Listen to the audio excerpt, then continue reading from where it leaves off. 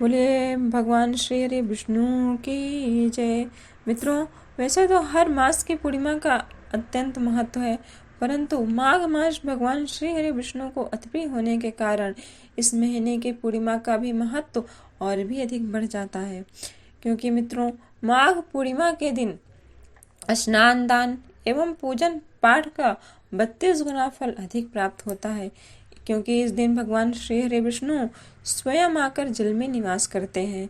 माघ पूर्णिमा के दिन देवता भी प्रयागराज संगम में स्नान करने के लिए आते हैं। इस दिन पृथ्वी पर आने के लिए देवता भी तरसते हैं। मित्रों, यदि आप इस दिन किसी भी पवित्र नदी तीर्थ क्षेत्र में ना जा सकें तो घर में ही स्नान के जल में थोड़ा सा गंगा जल मिलाकर स्नान करें।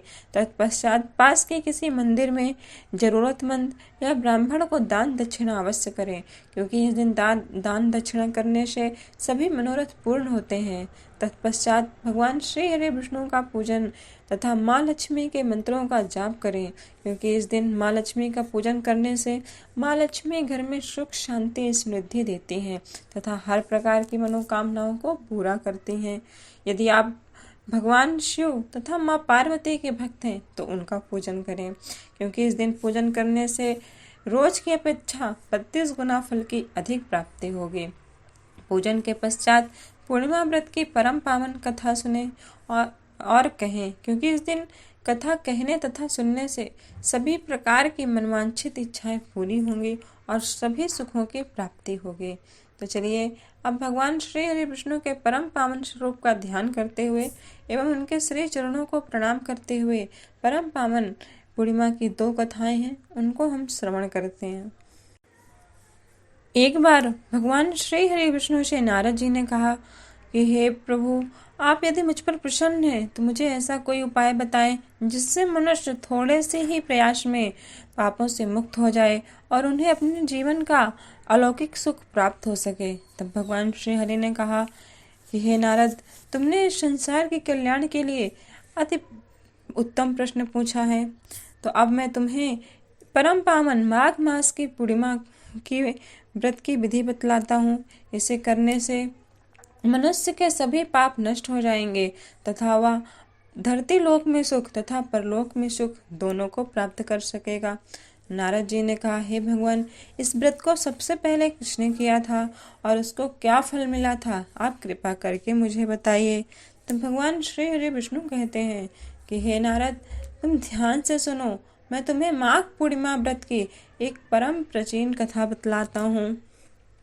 एक बार नर्मदा नदी के तट पर सुब्रत नाम का एक विद्वान ब्राह्मण रहता था, लेकिन वो बहुत ही लोभी था। उसका लक्ष्य केवल किसी भी तरह धन कमाना था और ऐसा करते करते वो अपने समय से पहले ही वृद्ध हो गया, क्योंकि धन कमाने के लालच में वह ढंग से खाता पीता भी नहीं था और कई तरह की बीमारियों की चपेट में आ गया। इस बीच उसे मन में ग्लानि हुई कि उसने अपना पूरा जीवन तो धन कमाने में ही बिता दिया, अब मेरे जीवन का उद्धार कैसे हो गया? फिर वह विद्वान ब्राह्मण तो था ही, उसके मन में माघ मास के स्नान का महत्व बताने वाला एक श्लोक याद आया।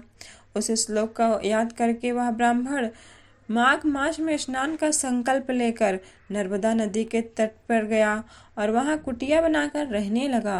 वहां पर स्नान करते करते मात्र 9 दिनों में ही उसकी तबीयत खराब हो गई और वह मृत्यु को प्राप्त हुआ। पर जब वह मृत्यु को प्राप्त हुआ तो उसको लगा कि मुझे लेने के लिए यमदूत आए, पर ऐसा नहीं हुआ। उसे लेने के लिए साक्षात भगवान श्री हरि विष्णु के दूत आए और वह स्वर्ग को गया, क्योंकि मित्रों उसने सिर्फ 9 दिन में ही माघ मास में स्नान किया। इसी कारण उससे मोक्ष की प्राप्ति हुई, क्योंकि माघ मास में किसी भी पवित्र नदी में स्नान करने से मनुष्य के सभी पाप नष्ट हो जाते हैं। तो एक बार प्रेम से बोलिए भगवान श्री हरि विष्णु की जय, गंगा मैया की जय। अब हम दूसरी पौराणिक कथा को सुनते हैं। एक नगर में धनेश्वर नाम का एक ब्राह्मण रहता था। उसकी पत्नी का नाम रूपवती था, लेकिन उसकी पत्नी बहुत ही पतिव्रता और सर्वगुण संपन्न थी, परंतु उनके यहाँ कोई संतान नहीं थी।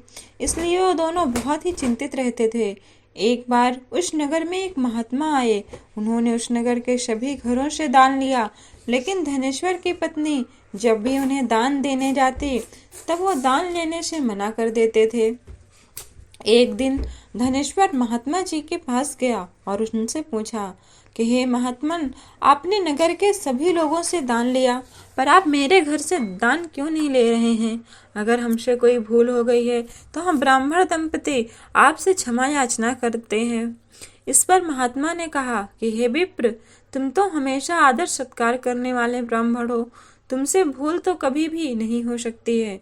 महात्मा की बात सुनकर धनेश्वर हाथ जोड़कर बोला कि हे मुनिवर, फिर आखिर क्या कारण है?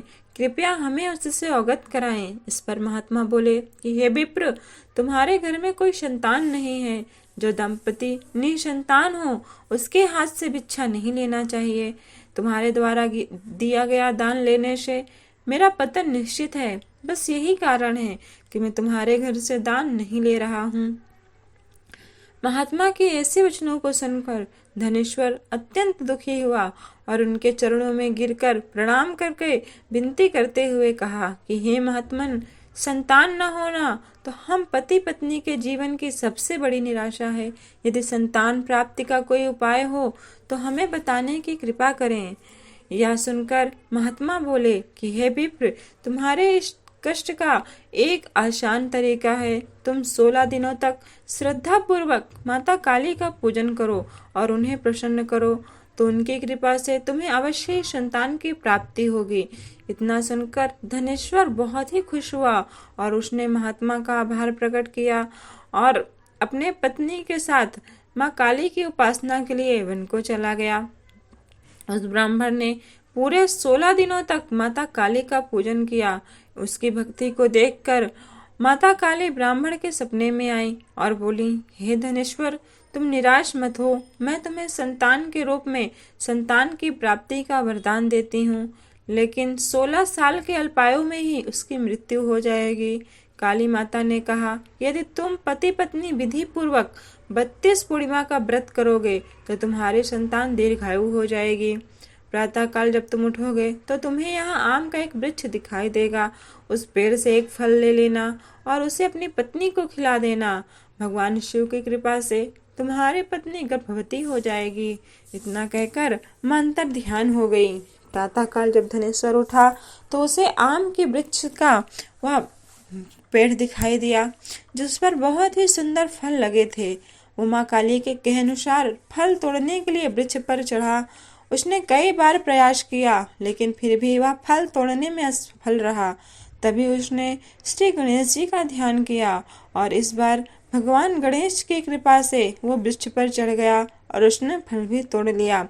धनेश्वर ने वो फल लाकर अपनी पत्नी को दिया, जिसे खाकर उसकी पत्नी कुछ समय बाद ही गर्भवती हो गई। दंपति काली माँ के निर्देश के अनुसार हर पूर्णिमा पर दीप जलाते रहे। कुछ दिन भगवान शिव की कृपा हुई और ब्राह्मण की पत्नी ने एक सुंदर बेटे को जन्म दिया, जिसका नाम उन्होंने देवी दास रखा। जब पुत्र उनका 16 वर्ष का होने को हुआ तब माता पिता को चिंता होने लगी कि इस वर्ष उसकी मृत्यु न हो जाए। इस पर उन्होंने देवी दास के मामा को बुलाया और कहा कि तुम देवी दास को विद्या अध्ययन के लिए काशी लेकर जाओ और 1 वर्ष बाद वापस आना। उस ब्राह्मण दंपति ने अपने मन में सोचा कि यदि इसकी मृत्यु हो तो वह काशी में हो, काशी में मृत्यु होगी तो मेरे इस बेटे को भगवान शिव का वास मिलेगा, भगवान शिव का धाम मिलेगा।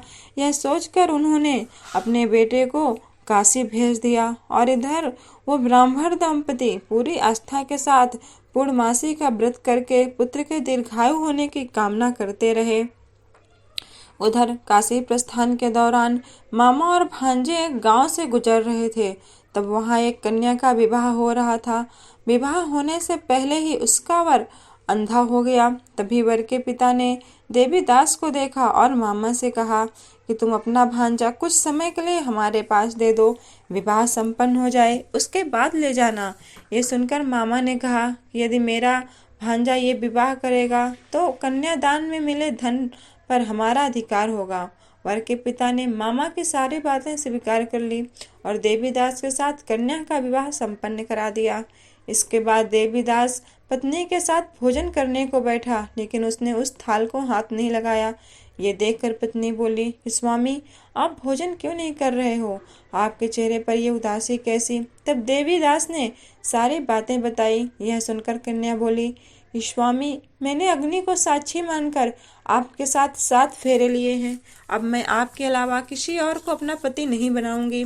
पत्नी की बात सुनकर देवीदासी ने कहा कि ऐसा मत कहो, मैं अल्पायु हूँ, कुछ ही दिनों में 16 वर्ष की आयु होते ही मेरी मृत्यु हो जाएगी। इस पर उसकी पत्नी ने कहा कि स्वामी, जो भाग्य में है वो मुझे स्वीकार है। देवीदासी ने उसे समझाने की बहुत कोशिश की। जब वो नहीं मानी तब देवीदास ने उसे एक अंगूठी दी और कहा, मैं काशी जा रहा हूँ, लेकिन मेरा हाल जानने के लिए एक पुष्प वाटिका तैयार करो। उसमें भांति भांति के पुष्प लगाओ और उन्हें जल से सींचती रहो। यदि वाटिका हरी भरी रहे, पुष्प खिले रहें, तो समझना कि मैं जीवित हूँ, और जब यह वाटिका सूख जाए तो मान लेना कि मेरी मृत्यु हो गई है। इतना कहकर देवीदास काशी को चला गया। अगले दिन सुबह जब कन्या ने दूसरे वर को देखा तो बोली कि यह मेरा पति नहीं है, मेरा पति काशी पढ़ने को गया है। यदि इसके साथ मेरा विवाह हुआ है तो ये बताए कि रात्रि में मेरे और इसके बीच क्या बातें हुई थी और इसने मुझे क्या दिया था। ये सुनकर वर बोला कि मुझे कुछ नहीं पता, और फिर पुत्र और पिता वहां से वापस चले गए। उधर एक दिन प्रातःकाल एक सर्प देवीदास को डसने के लिए आया, लेकिन उसके माता पिता द्वारा किया जाने वाला पूर्णिमा व्रत के प्रभाव के कारण वो उसे डस नहीं पाया। इसके बाद काल स्वयं आए और उसके शरीर से प्राण को निकालने लगे। तब देवीदास बेहोश होकर गिर पड़ा।